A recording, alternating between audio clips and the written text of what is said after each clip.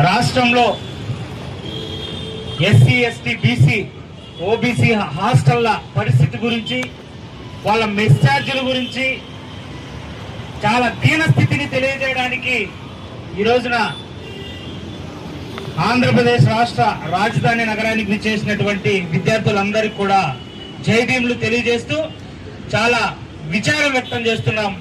ఇందాక పూర్ణచంద్రరావు సార్ గారు చాలా అన్ని విషయాలు కూలంకుషంగా మన మైండ్ సెట్ ఏ రకంగా ఉండాలి, ఏ రకంగా ఆలోచించాలి, ఎటువైపు మనం ప్రయాణం చేయాలనే విషయాల్ని చాలా సుస్పష్టంగా తెలియజేయడమైనది. మిత్రులారా, తమ్ముడు నాగేశ్వరరావు ఓబీసీ సంక్షేమ సంఘం తరఫున అనేక మార్లు ఈ విద్యార్థులకు మెస్ ఛార్జీలు పెంచాలా, హాస్టల్ విద్యార్థులకు అనే అంశం పట్ల చాలా కార్యక్రమాలు చాలా రూపాల్లో తీసుకున్నాడు. చాలా కార్యక్రమాలకు నన్ను కూడా ఆహ్వానించడం జరిగింది. నేను కొన్నిటికే హాజరయ్యాను. ఏదేమైనప్పటికీ ఒక అకుంఠిత దీక్షతో విద్యార్థి ఉద్యమాలు మరుగున పడుతున్న నేపథ్యంలో మరో బీసీ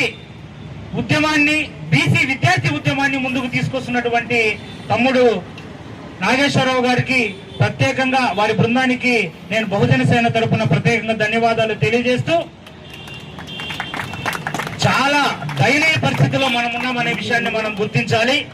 ఈ రోజున జనవరి 1, 2026 సంవత్సరంన ఆంధ్రప్రదేశ్ హైకోర్టు ఈ ప్రభుత్వాన్ని చాలా చీదరింపుగా ఒక పెద్ద స్టేట్మెంట్ ఇచ్చింది. ఆ హైకోర్టు ఈ హైకోర్టు ఇచ్చినటువంటి ఒక స్టేట్మెంట్, ఒక జడ్జిమెంట్, ఒక పిటిషన్ పైన ఆంధ్రప్రదేశ్ రాష్ట్రంలో సంక్షేమ హాస్టల్లో మనుగడలో విఫలం చేసే రకంగా ప్రభుత్వం ఉంది, సక్రమంగా నడిపించలేదనే విషయాన్ని హైకోర్టు చివాట్లు పెట్టినటువంటి పరిస్థితి ఉంది. దాదాపుగా సంక్షేమ హాస్టల్లో ఉన్నటువంటి మన బిడ్డలు 45 మంది చనిపోతే ఆ 45 మందికి చనిపోయినటువంటి నివేదిక కూడా ప్రభుత్వం దగ్గర లేదంటే ఇంతకంటే ఘోరమైన పరిస్థితి ఏ ప్రభుత్వం కూడా విద్యా వ్యవస్థ పట్ల, హాస్టల్ వ్యవస్థ పట్ల ఉండదనే విషయాన్ని మనం స్పష్టంగా అర్థం చేసుకోవాల్సిన పరిస్థితి ఉంది. ఇందాక అన్నగారు చెప్పినట్లు తమిళనాడు రాష్ట్రం గాని తెలంగాణ ప్రభుత్వం గాని మెస్ ఛార్జీలు విద్యార్థులకు పెంచినట్లు ఆంధ్రప్రదేశ్ లో పెంచలేదు. 1600 మాత్రమే, ఒక నెలకు ఒక విద్యార్థికి 1600 రూపాయలు మాత్రమే ఈ ఆంధ్రప్రదేశ్ చెల్లిస్తుంటే, పక్క రాష్ట్రంలో 2100 రూపాయలు తెలంగాణ ప్రభుత్వం చెల్లిస్తా ఉంటే, పక్క రాష్ట్రంలో తమిళనాడులో 2400 రూపాయలు చెల్లిస్తా ఉంటే, మన ఆంధ్రప్రదేశ్ ప్రభుత్వం కేవలం 1600 మాత్రమే నెలకు ఇస్తాంది. మిత్రులారా, మీరు గమనించాలి. అదే రకంగా ఈ రోజున రోజువారీ ఒక విద్యార్థికి మెస్ ఛార్జీ 53 రూపాయలు, 43 రూపాయలు, ఆ రకంగా 3 పూటలకు కలిపి 53 రూపాయలు చెల్లించే పరిస్థితి ఉంది.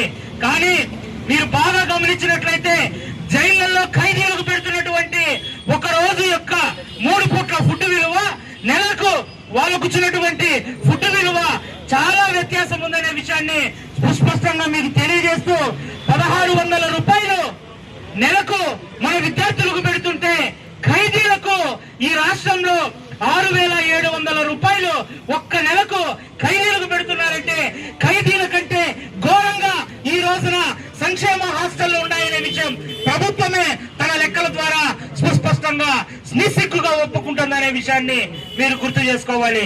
ఎప్పుడైతే బీసీలు చైతన్యమై ఒక నిరసన వ్యక్తం చేయడానికి ఈ రాష్ట్రంలో సిద్ధపడతారో, ఆ ప్రభుత్వం వెంటనే మమ్మల్ని మభ్యపెట్టడానికి మనల్ని ఒక సాదాసీదా ప్రకటనలు చేస్తూ వస్తుంది. అది కూడా గమనించాలి. పూర్ణచంద్రరావు సార్ గారు అదే చెప్పారు. ఒక వార్తని ఏ రకంగా, ఏ కోణంలో చూడాలి అనే అంశాన్ని కూడా మనకు ఈ ప్రభుత్వ మెడికల్ కాలేజ్ అంశాల పట్ల సుస్పష్టంగా చెప్పడం జరిగింది. మిత్రులారా, మనం విద్యా వ్యవస్థలో, అక్షరాస్యత వ్యవస్థలో ఆంధ్రప్రదేశ్ రాష్ట్రం 36వ స్థానంలో పడిపోయిందనే విషయాన్ని ఈ రాష్ట్రం గుర్తించాలి. ఇవేమీ చెప్పకుండా ఈ రాష్ట్రంలో 600 హాస్టల్స్, అన్ని రకాల హాస్టల్స్, 600 పైచీలకు బాడుగ భవనాల్లోనే హాస్టల్స్ నడుస్తున్నాయంటే దానికి ఎలాంటి స్థితిలో మన బిడ్డలు ఉన్నారో అర్థం చేసుకోవచ్చు. మీరు అదే రకంగా ఎస్ఎంహెచ్ హాస్టల్స్ అని ఉంటాయి, స్టూడెంట్ మేనేజ్మెంట్ చేసుకునే హాస్టల్స్ ఇప్పటికి కూడా విషయాన్ని ఈ రాష్ట్ర ప్రభుత్వం తెలుసుకోవాల్సిన అవసరం ఉంది. మీరు గమనించినట్లయితే 15,036 హాస్టల్స్ ఈ రాష్ట్రంలో ఉంటే 600 పైచిలుకు భవనాలే లేవు, సొంత భవనాలు. ఒకవేళ మిగిలిన ఉన్నా కూడా అవి కాంపౌండ్లు లేక, సరైన సౌకర్యాలు లేక మరుగున పడిపోతున్నాయనే విషయాన్ని స్పష్టంగా తెలియజేస్తున్నాం. మిత్రులారా, మేము కూడా హాస్టల్ నుంచి, సాంఘిక సంక్షేమ హాస్టల్ నుంచి చదువుకొని వచ్చినటువంటి విద్యార్థులమే.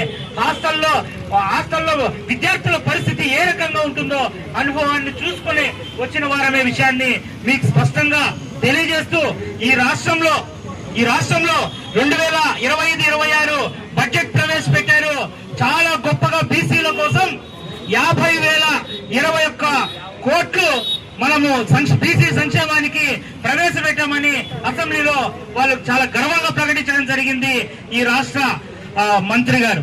మరి మేము చెప్తున్నాం, ఈ 50,000 కోట్ల పైచిలకు ఈ సంక్షేమ డబ్బులు మాకు విద్యా వ్యవస్థకి ఎంత ప్రవేశపెట్టారు, బీసీ హాస్టళ్ల సంక్షేమానికి ఎంత ప్రవేశపెట్టారు అనేది మాత్రం ఇప్పటికి కూడా ఏమాత్రం లెక్కలు చెప్పకుండా ఈ అంకెల గారడీతో మనల్ని దోబుచ్చులాడే పరిస్థితి చేస్తున్నారే విషయాన్ని మనం గమనించాలి.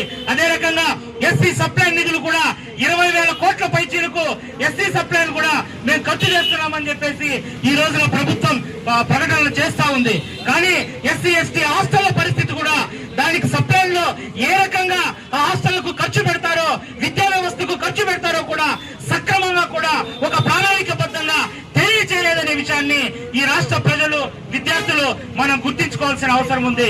మిత్రులారా, మీరు గమనించినట్లయితే ఈ రాష్ట్రంలో ఎక్కడైనా సరే మనం వేరే కొత్త బడ్జెట్ నువ్వే ప్రవేశపెట్టద్దు. కొత్త బడ్జెట్లు ఎక్కడో బయట నుంచి నిధులు తేవద్దు.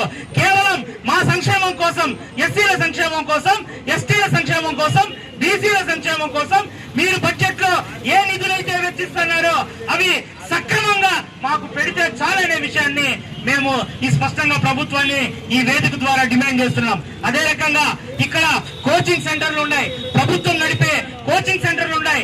ఐఏఎస్ ఐపీఎస్ లకు మనం ప్రిపేర్ కావాలన్నా ప్రభుత్వం కోచింగ్ సెంటర్లను నడిపే క్రమంలో ఈ కోచింగ్ సెంటర్లు ప్రభుత్వం నడపకుండా అది ఒక ప్రైవేట్ ఏజెన్సీకి ఇచ్చేసి వాళ్ళ ద్వారా తూతూ మంత్రంగా నడిపించే పరిస్థితి ఉంది.